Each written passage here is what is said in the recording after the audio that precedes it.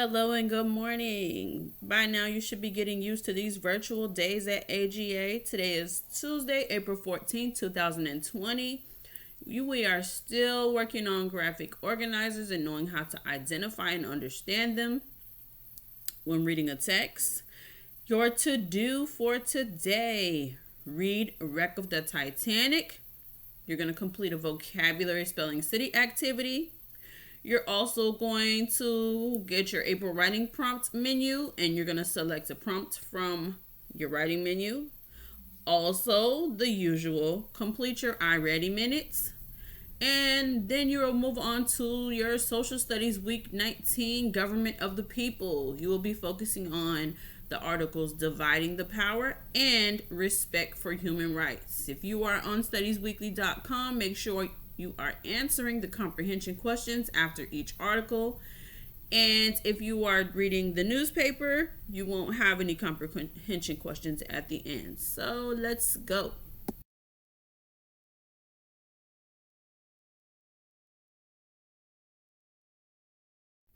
Okay, for reading, our second comprehension skill is inferring. Inferring. What is inferring? Earlier this year, we worked on inferring, and I told you it could be a guess. What do you think? What do you predict may happen? So, when you infer, you combine your background knowledge with evidence in the text to support your understanding about what the author is trying to present. Active readers often infer about the ideas, morals, lessons, and theme of a written work. Now, take a look at the Envision It. You have this Visual Strategies Handbook on Pearson. Here's what it looks like when you go to the page that talks about inferring. It says, when we infer, we use background knowledge along with clues in the text to come up with our own ideas about what the author is trying to present.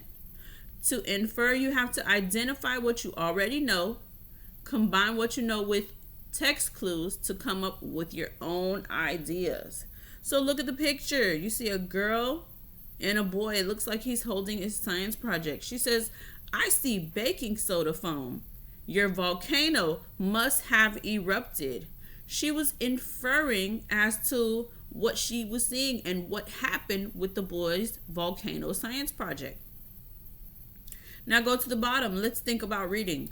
Remember, when you infer, you ask yourself, what do I already know? Which text clues are important, and what is the author trying to present?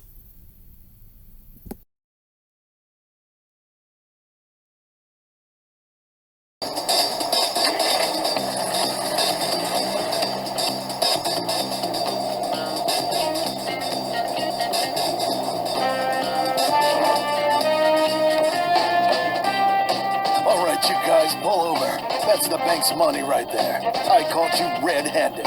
You're going to spend a long time behind bars. Cut! They're not going to jail. That's not in the script. Are you serious? Check it out.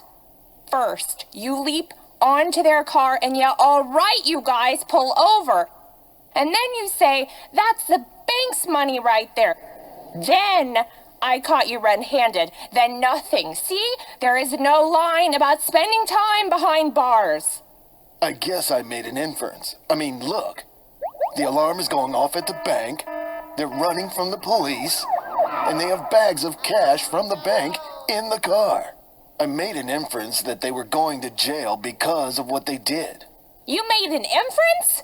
What on earth are you talking about? Well, I read the text. I thought about what I know, and so I made an inference. Oh, now I get it. Of course. In real life, they'd have to be arrested and charged. And there'd be a trial and lawyers. And before we knew for sure, they were going to jail. What if I say, you guys are going to need a good lawyer? Yes, that works for me. All right, everyone. We'll do it again.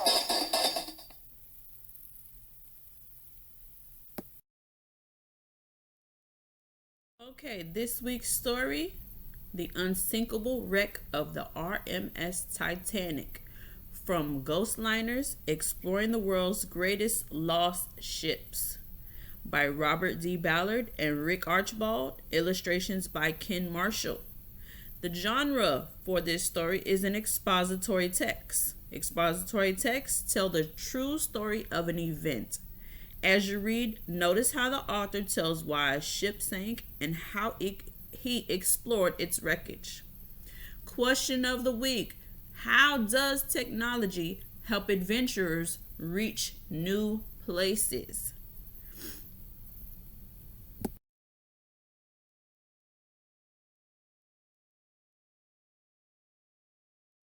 Right click the link at the top of the page that says Wreck of the Titanic so you can hear the story read to you, but I am going to start it off for you. Inside the cramped submarine, all I could hear was the steady pinging of the sonar and the regular breathing of the pilot and engineer. I crouched on my knees, my eyes glued to the tiny viewpoint. The ping speeded up. That meant the wreck was close, and I strained to see beyond the small cone of light that pierced the endless underwater night. Come right! I was so excited I almost shouted, even though the two others with me inside, Alvin, were so close I could touch them. Bingo! Like a ghost from the ancient past, the bow of the Royal Mail steamer Titanic, the greatest shipwreck of all time, materialized out of my viewpoint. After years of questing, I had arrived at the ship's last resting place. Effortlessly, we rose up the side of the famous bow, now weeping great tears of rust past the huge anchor and up over the rail. We were the first in the more than 70 years to walk on the Titanic's deck. The giant windlasses used for raising and lowering the anchor still trailed their massive links of chain, as if ready to lower away. I felt as though I had walked into a dream.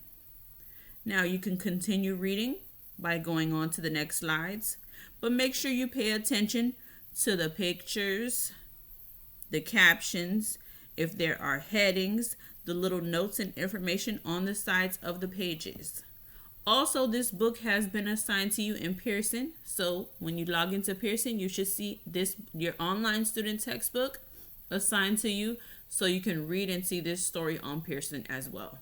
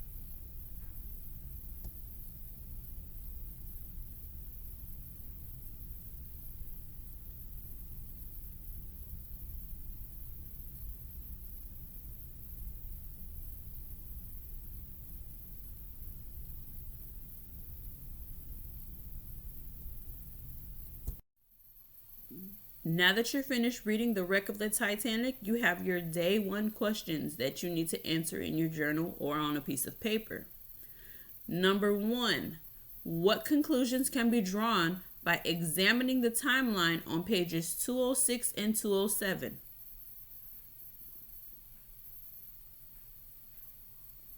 Number 2, use the timeline on page 207 to find out when the Titanic hit an iceberg.